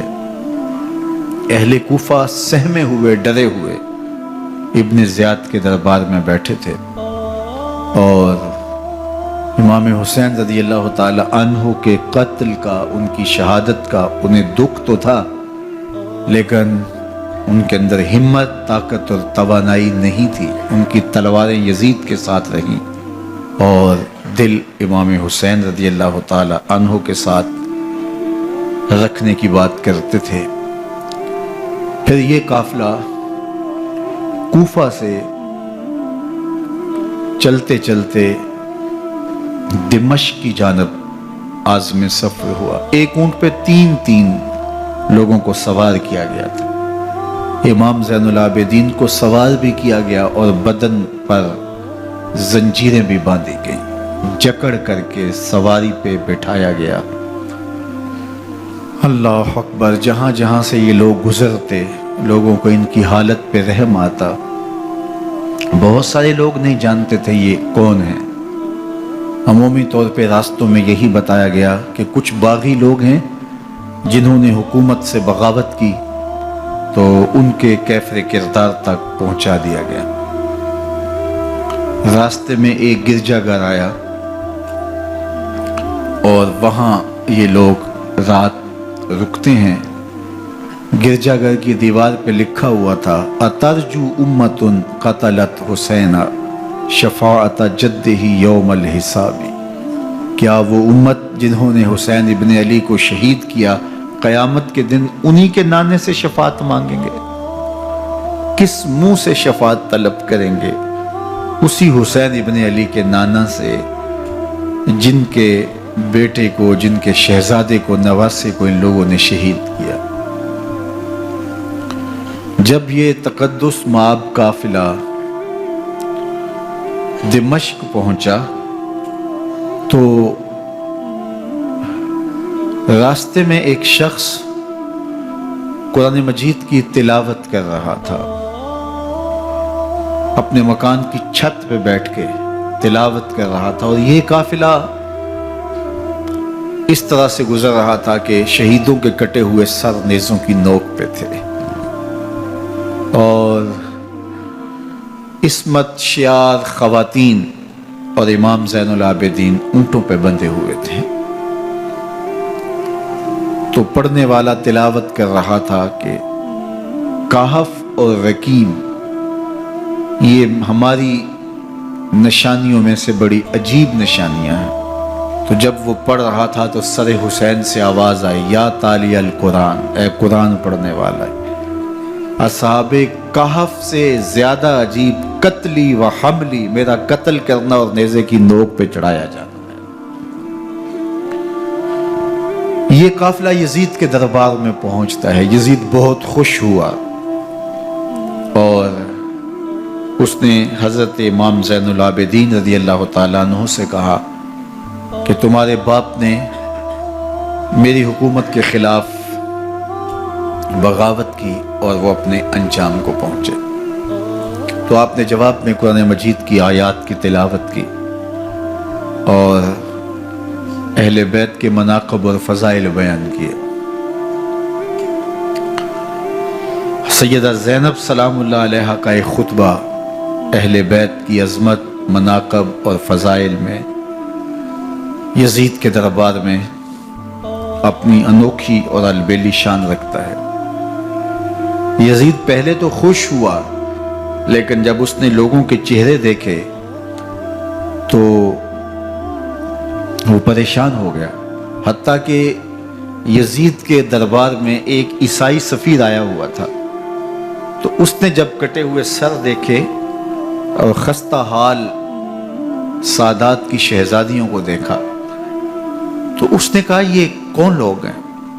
تو اسے بتایا گیا تو اس نے بڑے تعصف کا اظہار کیا، کہا کتنے بد نصیب لوگ ہو، ہمارے پاس حضرت عیسیٰ علیہ السلام کے گدھے کا کھر موجود ہے اور ہم اسے بھی عزت کی جگہ پہ رکھے ہوئے ہیں، اور تم کتنے بدبخت ہو، اپنے رسول کے نواسے کو شہید کر دیا۔ بے مروت بے وفا تیرا بھی کیا افسانہ ہے، جس نے اپنی ہی شمع کو گل کیا تو وہ پروانہ ہے۔ تو یزید نے جب لوگوں کے تیور دیکھے اور بدلتے ہوئے حالات دیکھے تو اس نے تعصف کا اظہار کیا اور کہا اللہ برا کرے ابن زیاد کا، وہ امام حسین کو میرے تک پہنچنے دیتا تو میں ان سے اچھا معاملہ کر لیتا۔ کچھ لوگ اس سے یزید کو بری الذمہ قرار دینے کی کوشش کرتے ہیں، لیکن یزید کے اپنے حکم سے سب کچھ ہوا۔ ابن اسیر نے لکھا ہے کہ جب یزید مرا تو ابن زیاد دمشق آ رہا تھا، اس کے ساتھ مسافر بن شریح بھی تھا، تو اچانک وہ کچھ سوچنے لگا۔ تو مسافر بن شریح نے کہا کہ ابن زیاد میں تمہیں بتاؤں تم کیا سوچ رہے ہو؟ کہا بتاؤ۔ کہا تم یہ سوچ رہے ہو کہ میں نے نواسہ رسول کو شہید کیوں کیا؟ تو کہنے لگا کہ یہ مجھے یزید کا حکم تھا، اور اگر میں نواسہ رسول کو شہید نہ کرتا تو وہ مجھے قتل کر دیتا۔ اور جب مسلم بن عقبہ کو مدینہ المنورہ کی حرمت کو پامال کرنے کے لیے اور حضرت عبداللہ ابن زبیر رضی اللہ تعالیٰ عنہ کی خلافت کے اعلان کے بعد مکہ المکرمہ پر حملے کے لیے جو یزید نے بھیجا، تو اس سے قبل اس نے ابن زیاد کو کہا کہ یہ کام تم کرو۔ تو ابن زیاد نے جو جواب دیا وہ یہ تھا کہ میں تمہارے کہنے پہ پہلے ہی نواسہ رسول کو شہید کر چکا ہوں، اب نواسہ رسول کو شہید کرنا اور کعبۃ اللہ کی حرمت کو پامال کرنا، یہ دو چیزیں میں جمع نہیں کروں گا۔ اور اس نے بادشاہ کے حکم کا انکار کر دیا۔ تو یزید نے امام حسین رضی اللہ تعالیٰ عنہ کی شہادت کا حکم دیا تھا ابن زیاد کو، اور یہ دو گواہیاں میں نے ابن زیاد سے آپ کے سامنے رکھی۔ باقی اس کا یہ سیاسی پینترا کہ وہ تعصب کا اظہار کرے، تو قاتل کی پشیمانی مقتول کی اہمیت تو بڑھا سکتی ہے، لیکن قاتل کے دامن سے قتل کا داغ نہیں دھو سکتی۔ تو حضرت امام حسین رضی اللہ تعالی عنہ کا قتل یزید کو اب نظر آ رہا تھا مجھے بہت مہنگا پڑے گا، آخرت تو برباد ہوئی ہی ہوئی، دنیا بھی میں نے برباد کر لی اور میری حکومت بھی مستحکم نہیں رہ سکے گی۔ تو اب اس نے یہ کہنا شروع کر دیا کہ خدا برا کرے ابن مرجانہ کا کہ وہ راستہ دے دیتا اور امام حسین کو میرے تک پہنچ دیتا۔ حضرت امام زین العابدین سے اب وہ لجاجت کرنے لگا اور کہنے لگا کہ حضرت آپ کچھ ارشاد فرمائیے۔ تو آپ نے تین چیزیں ارشاد کی۔ آپ نے فرمایا ایک تو ہمیں خیریت سے مدینے بھیج دو، اور دوسری بات کہ قاتلان حسین کو ان کے کیفر کردار تک پہنچاؤ، اور تیسری بات مجھے دمشق کی جامعہ مسجد میں خطبہ جمعہ کی اجازت دو۔ اس نے کہا کہ خطبہ جمعہ کی اجازت بھی دیتا ہوں، آپ کو خیریت سے مدینہ المنورہ بھی روانہ کر دیا جائے گا، لیکن قاتلان حسین کو کیفر کردار تک پہنچانا یہ میرے بس میں نہیں ہے، یہ ممکن نہیں ہے۔ اب مجھے بتائیے حاکم وقت ہو اور اتنا بڑا سانحہ اور واقعہ ہو گیا ہو تو وہ وہیں کھڑے کھڑے معذرت کر لے کہ یہ اس بات کو رہنے دو، تو اس کا مطلب سمجھنے میں کسی بھی باشعور شخص کو دیر نہیں لگتی۔ اسے چاہیے تھا کہ وہ کہتا کہ میں اس کی تحقیق کروا کے جو بھی مجرم ہے وہ کیفر کردار تک پہنچے گا، اور آپ نہ بھی کہتے تو یہ میں کرتا چونکہ میں حاکم وقت ہوں۔ لیکن اس نے فوراً کہا کہ یہ ممکن نہیں ہے، تو اس کا مطلب کیا کہ مجرم میں خود ہوں، تو میں اس سے جو ہے وہ بچنا چاہتا ہوں۔ تو اس نے حضرت امام زین العابدین کو کہا دو شرطیں تو قبول ہیں، لیکن یہ تیسری شرط قبول نہیں ہے اور یہ ممکن نہیں ہے۔ تو یہ واضح اس بات کا اشارہ ہے کہ یزید کے حکم سے، اس کی منشا سے اور اس کے کہنے سے حضرت امام کو شہید کیا گیا، اور اس نے حضرت امام حسین رضی اللہ تعالی عنہ کے مبارک لبوں پر چھڑیاں بھی ماری اور آپ کے دانتوں پر ضربیں لگائیں چھڑیوں۔ وہ تو ایک صحابی وہاں موجود تھے جو کھڑے ہو گئے، انہوں نے کہا ارفع ھذا القدیب عن ھاتین الشفتین، ان ہونٹوں سے چھڑی ہٹا لے، میں نے ان آنکھوں سے رسول اللہ کو یہ ہونٹ چومتے ہوئے دیکھا ہے۔ جس طرح ابن زیاد کے دربار میں ہوا تو یہاں بھی ہوا۔ اللہ اکبر۔ تو یزید اپنے تئیں خوش تھا، لیکن لوگوں کے احتجاج کی سکت نہیں لا سکتا تھا کہ نواسہ رسول کو شہید کر دیا گیا، تو وہ یوں اپنی بات کو چھپانا چاہتا تھا اور بات ابن مرجانہ ابن زیاد پہ ڈالنا چاہتا۔ لیکن ابن زیاد کہتا ہے کہ اگر یزید کے کہنے پہ میں امام حسین کو قتل نہ کرتا تو میں قتل کر دیا جاتا، اور میں غزوہ کعبہ اور قتل امام حسین دونوں کو جمع نہیں کر سکتا، لہٰذا اب میں یزید کا یہ حکم نہیں مانوں گا، اس نے پہلے مجھ سے بہت بڑی زیادتی کروائی ہے۔ یہ تاریخ کی معتبر کتابوں کے اندر موجود ہے۔ اب یزید نے کہا دو باتیں مان لیتا ہوں، آپ کو مدینہ المنورہ بھی رخصت کر دیتے ہیں، اور دوسرا آپ کو مسجد دمشق میں خطبہ کی اجازت بھی دیتے ہیں۔ اللہ اکبر۔ یہ وقتی تصرف تھا اس کا، ورنہ یہ کون ہے اجازت دینے والا؟ ممبر تو حسین ابن علی کے نانے کا ہے۔ خیر، مسجد دمشق میں گئے، لوگوں کا ہجوم تھا، حضرت امام زین العابدین ممبر پہ جلوہ فراز ہوئے۔ خطابت تو ان کے گھر کی لونڈی ہے، تو جب آپ نے کھڑے ہو کر کے خطبہ دیا اور فضائل و مناقب اہل بیت بیان کیے، لوگوں کے سینوں کے اندر آتش محبت اہل بیت کی جوش مارنے لگی۔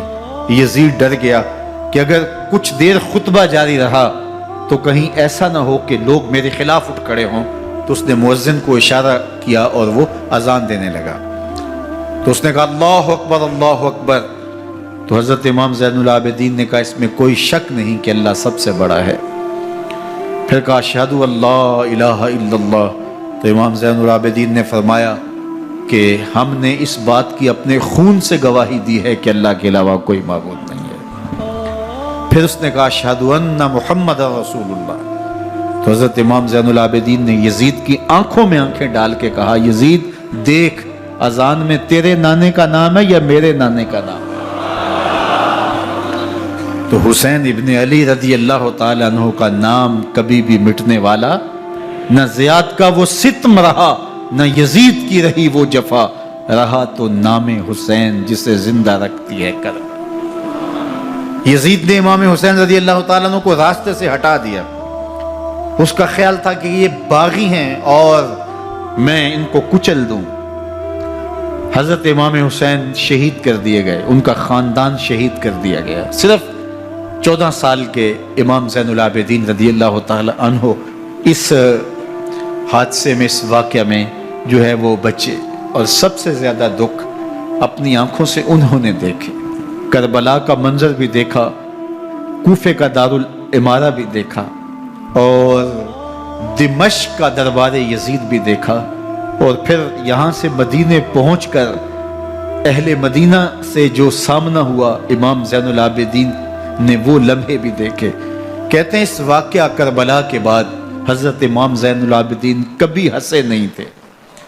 جب بھی پانی پینے لگتے تو رو پڑتے، انہیں شاید سکینہ کی پیاس یاد آ جاتی تھی۔ امام زین العابدین کا رنگ زرد ہو جاتا جب کربلا کی یاد آتی، اور بسا اوقات شہر سے وحشت ہونے لگتی اور دور باہر نکل جاتے اور جا کر کے وہاں خیمہ گاڑ لیتے اور مہینہ مہینہ وہاں ذکر و فکر اور عبادت میں لگے رہتے۔ امام زین العابدین کے ہاتھوں میں ہتھ کڑیاں، پاؤں میں زنجیریں، اور اونٹ پہ باندھ کر کے جب حضرت امام زین العابدین کو شہیدوں کی لاشوں کے قریب سے گزارا گیا تو غشی پہ غشی طاری ہو رہی تھی امام زین العابدین پہ، اور وہ گھڑیاں بھی امام زین العابدین پر کتنی دردناک تھیں کہ جب شہزادیاں اونٹوں کے ساتھ باندھی گئی تھی اور امام زین العابدین اپنے بابا کا سر اپنے سامنے چلتا ہوا دیکھتے تھے، اور یہ دردناک لمحے کہ جب رات کی گھڑی آئی تو زینب سلام اللہ علیہ نے دیکھا کہ زین العابدین کے آنسو نہیں تھمتے اور ان کو غشی پہ غشی آتی ہے، تو وہ آگے بڑھ کے ان کو اپنی آغوش میں سمیٹتی ہیں اور کہا زین العابدین کیا ہوا؟ کہا کہ پھپھو جان اگر ہو سکے تو بابا کا سر کچھ دیر کے لیے میری گود میں نہیں آ سکتا ہے۔ وہ وقت بھی امام زین العابدین پہ آتا جب زخم اور درد اور دکھ حد سے تجاوز کرتے ہیں تو زین العابدین مدینہ کی طرف منہ کر لیتے ہیں اور حضور کی بارگاہ میں ہوا کے ہاتھوں پیغام بھیجتے ہیں، ان نلتا یا ریح الصبا یومن الی ارض الحرمی بلغ سلامی روزتن فیہا النبی المحترمی یا رحمتا للعالمین ادرک لزین العابدی محبوس عید الظالمی فی الموکب والمزدحمی۔ امام زین العابدین نے یہ سارا دردناک منظر اپنی آنکھوں سے دیکھا اور یہ سارے دکھ سہے۔ امام زہری کہتے ہیں کہ ولید کے زمانے میں دوبارہ امام زین العابدین کو پکڑ لیا گیا اور ان کے ہاتھوں میں دوبارہ ہتھ کڑیاں اور پاؤں میں بیڑیاں ڈال دی گئیں۔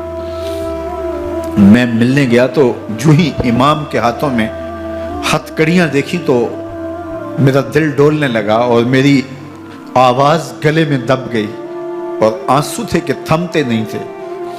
تو امام زین العابدین نے مجھے دیکھا تو مجھے تسلی دیتے ہوئے کہا، زہری کیا ہوا تمہیں؟ تو میں نے کہا، حضرت کربلا میں تھوڑے دکھ دیکھے تھے اور اب یہ حالت مجھ سے دیکھی نہیں جا رہی۔ تو امام زین العابدین نے ان زنجیروں کو اور ان ہتھ کڑیوں کو جن سے آپ جکڑے گئے تھے جھٹکا دیا، لوہے کی زنجیریں ٹوٹ گئیں۔ کہا، زہری ہم اللہ کی تقدیر پہ راضی ہے ورنہ یہ زنجیریں کیا ہوتی ہیں۔ امام زین العابدین کو اللہ نے عزتوں سے نوازا تھا، ہر دور کے حاکم وقت ڈرتے تھے اور ان کی عزت سے حسد کرتے تھے۔ ولید بن عبد الملک بنو امیہ کا بڑا تگڑا حکمران گزرا ہے۔ ایک دن طواف کرتے کرتے حجر اسود کے سامنے آیا اور اس کے دل میں آیا کہ میں حجر اسود کو بوسہ کروں، لیکن رش اتنا تھا کہ آگے بڑھنے کی ہمت نہ ہوئی اور پیچھے ہٹ کے کھڑا ہو گیا کہ رش کم ہوتا ہے تو میں حجر اسود کو چومتا ہوں۔ اتنے میں امام زین العابدین رضی اللہ تعالی عنہ وہ بھی طواف کرتے کرتے حجر اسود کے قریب آئے، ایک لمحے کے لیے توقف کیا، لوگوں نے راستہ چھوڑ دیا۔ امام زین العابدین آگے بڑھے، حجر اسود کو چوما، پھر آگے بڑھ گئے۔ ولید بن عبد الملک کو بڑا غصہ آیا کہ لوگوں نے میرے لیے تو راہیں نہیں چھوڑی اور زین العابدین کے لیے راہیں چھوڑ دی ہیں۔ تو وہ اپنے درباری شاعر کو، فرزدق کو جو اس کے ساتھ کھڑا تھا، اس کو پوچھتا ہے، من ہاذا، یہ کون ہے؟ حالانکہ اسے پتا تھا یہ امام زین العابدین ہے۔ بعض اوقات سوال تفہیم کے لیے کیا جاتا ہے، سمجھنے کے لیے کیا جاتا ہے، اور بعض اوقات سوال تحقیر کے لیے کیا جاتا ہے۔ جس طرح کسی شخص کو آپ پسند نہ کرتے ہو اور وہ کوئی کام کرے تو آپ کہتے ہیں یہ کون ہے، یہ کون ہے؟ تو اس نے کہا، من ہاذا، یہ کون ہے؟ اب فرزدق شاعر تھا اور درباری شاعر تھا، اسے اچھی طرح پتا تھا کہ من ہاذا سے بادشاہ کیا سننا چاہتا ہے، لیکن آج اس کی غیرت ایمانی جاگی۔ بادشاہ نے کہا، من ہاذا، یہ کون ہے؟ تو فرزدق نے بادشاہ کی آنکھوں میں آنکھیں ڈال کے کہا، بادشاہ تو نہیں جانتا یہ کون ہے؟ اس کو تو بطحا کے سنگ ریزے بھی جانتے ہیں، اس کو تو زمین والے بھی جانتے ہیں، آسمان کے فرشتے بھی جانتے ہیں۔ یہ فاطمہ کا بیٹا ہے، یہ علی کا شہزادہ ہے، یہ رسول اللہ کا نواسہ ہے۔ تیرا من ہاذا کہنا اس معرفہ کو نکرا نہیں کرے گا، یہ کل بھی معرفہ تھا، یہ آج بھی معرفہ ہے۔ کھڑے کھڑے امام زین العابدین کی شان میں ایک طویل قصیدہ لکھ دیا۔ بادشاہ تو اس سے کچھ اور سوچ رہا تھا، الٹ ہو گیا، اس نے ایک فرزدق کو جیل میں ڈال دیا۔ امام زین العابدین کو پتا چلا، آپ نے اشرفیوں کی 2 تھیلیاں خادم کے ہاتھ بھیجی کہ ہماری وجہ سے تمہارے اوپر یہ افتاد پڑی ہے۔ تو اس نے تھیلیاں قبول کی، چوما آنکھوں سے لگائیں اور پھر خادم کے ہاتھ میں دیتے ہوئے کہا، امام کو میرا سلام دے دینا اور کہنا حضرت ساری زندگی نے ٹگوں کے لیے، ان پیسوں کے لیے، اشرفیوں کے لیے شاعریاں کی ہیں، یہ جو میں نے قصیدہ لکھا ہے آپ کے نانا کی شفاعت کے لیے لکھا، جو دلوں کو فتح کر لے وہی فاتح زمانہ۔ امام حسین کو تو کاٹ دیا گیا نا، اس لیے کاٹ دیا گیا کہ یہ ہماری حکومت سے بغاوت کر رہے ہیں، انہوں نے یہ کہا، بہانہ یہ بنایا، نظم حکومت میں یہ مخل ہو رہے ہیں، لہٰذا انہیں شہید کر دیا گیا۔ نہ صرف انہیں شہید کیا گیا، سر کاٹے گئے، نیزوں کی نوک پہ چڑھائے گئے، لاشوں پہ گھوڑے دوڑائے گئے. کیا کیا ظلم تھا، کیا کیا جبر تھا جو روا نہیں رکھا گیا. پیاسا رکھا گیا، بھوکا رکھا گیا، 6 ماہ کے بچے بھی نہیں چھوڑے گئے. امام حسین جب حضرت علی اصغر کو اپنے ہاتھوں پہ اٹھا کے فرات کے کنارے جا کھڑے ہوئے تو آپ نے اشقیاء سے مخاطب ہو کے کہا کہ تمہاری لڑائی تو مجھ سے ہے، اس 6 ماہ کے بچے نے تمہارا کچھ نہیں بگاڑا. چلو سے پانی بھرا تاکہ اصغر کا حلق تر ہو جائے، تو پانی ابھی حلق تک نہیں پہنچا، 2 شاخہ سنسناتا ہوا تیر آیا اور علی اصغر کا گلا چیر گیا. اور کہتے ہیں وہ جو تیر تھا جو حضرت علی اصغر کا گلا چیر کے آگے گزرتا ہے، وہ تیر تھا جو جانوروں کو مارنے کے لیے استعمال کیا جاتا ہے. گردن لٹک جاتی ہے، خون بہنے لگتا ہے. امام حسین اس خون کو آسمان کی طرف اچھال کے کہتے ہیں مالک حسین کی یہ قربانی بھی قبول فرما لے. نسل مٹا دی گئی، شہید کر دیے گئے، گھوڑے دوڑائے گئے. سادات کرام، عصمت شیار پیغمبر زادیوں کو اونٹوں پہ بٹھایا گیا، رسیوں سے جکڑا گیا، چادریں چھیننے کی کوشش کی گئی، کیا کچھ نہیں ہوا. تاریخ دردناک ہے اور یہ پیغمبر کے ماننے والوں نے، کلمہ پڑھنے والوں نے یہ سب کچھ کیا. بے مروت، بے وفا، تیرا بھی کیا افسانہ ہے. جس نے اپنی ہی شمع کو گل کیا تو وہ پروانہ ہے. لیکن یزید کی دلیل یہ تھی کہ یہ حکومت کا نظم چلتا ہے، اسے چلنے دیا جانا چاہیے، انہوں نے کیوں رکاوٹ ڈالی ہے؟ لہٰذا یہ باغی ہیں، ان کو کاٹ دیا جائے. میں کہتا ہوں امام حسین کو شہید کر دیا گیا، ان کے اعیان و انصار کو شہید کر دیا گیا، پورے خاندان کو پیاسا رکھ کے ذبح کر دیا گیا، 6 ماہ کے بچے بھی نہیں چھوڑے گئے، 80 سال کے بوڑھوں کو بھی شہید کیا گیا، خواتین کو اونٹوں پہ بٹھایا گیا اور گلی گلی عصمت معاب پیغمبر رحمت کی شہزادیوں کو کوفے اور دمشق کے بازاروں کے اندر بھرایا گیا. تو مجھے بتائیں اس کے بعد یزید کی حکومت نے کیا کیا، ان کا کیا کارنامہ تھا؟ کتنے محدث پیدا ہوئے، کتنے مفکر پیدا ہوئے، کتنے جرنیل پیدا ہوئے، کتنے صوفی پیدا ہوئے. کون تھا جو ان کے تخت و تاج اور ان کی حکومت جس کو بچانے کے لیے اتنا بڑا حادثہ کر دیا اور پیغمبر کے بیٹوں کو شہید کر دیا؟ تو کیا پھر اس حکومت نے کیا یزید نے؟ یزید کا اپنا بیٹا تخت پہ بیٹھنے کے لیے تیار نہیں تھا. 6 ماہ کے بعد اس کی لاش گھر سے نکلی، اس نے کہا کہ یہ تخت جو ہے وہ آل رسول کے خون پہ بنا ہے، میں اس پہ نہیں بیٹھوں گا. اور رسوا ہو گئے. اور یزید جس کو زوم تھا کہ میں اتنی بڑی سلطنت کا مالک ہوں، اس کو بچانا ہے، اس سلطنت نے اسلام کے لیے کیا کیا؟ مجھے بتاؤ، کون سے جرنیل پیدا کیے، کون سے حکمران پیدا کیے، اس نے کون سے توانا لوگ پیدا کیے، کون سے محدث، کون سے مفکر، کون سے مسلح پیدا کیے. اور جس خاندان کو کاٹ دیا گیا، صرف ایک 14 سال کا علی اوسط زین العابدین بچا. اور ذرا حسین ابن علی کی نسل دیکھو، جعفر صادق کس نسل سے ہیں، باقر العلوم کس نسل سے ہیں، حضرت غوث اعظم کس کے شہزادے ہیں، حضرت داتا گنج بخش علی حجویری کس کے بیٹے ہیں، اور حضرت معین الدین چشتی اجمیری کس کے بیٹے ہیں. آج زمانے کو جو بھی دیا ہے حسین کے بیٹوں نے دیا ہے. یزید تخت بچا کر بھی امت کو کچھ نہ دے سکا، اور امام حسین نے سب کچھ لٹا کے امت کو ایمان کی بہاریں عطا کر دی. آج جہاں بھی منبر و محراب کی رونق نظر آ رہی ہے، اس کے پیچھے حسین کا کوئی بیٹا کھڑا ہوا نظر آئے. اللہ اکبر. اس دین کے خاکے میں رنگ ہی حسین ابن علی کے خون نے بھرا ہے. حسین اگر نہ شہید ہوتا تو آج گھر گھر یزید ہوتا. اسلام کی عظمت عیاں نہ ہوتی، خدا کے گھر میں اذان نہ ہوتی. بار الہا نوحہ سناتا پھرتا، تا روز جزا اشک بہاتا پھرتا. امداد نہ کرتے اگر کربلا میں حسین، اسلام تیرا ٹھوکریں کھاتا.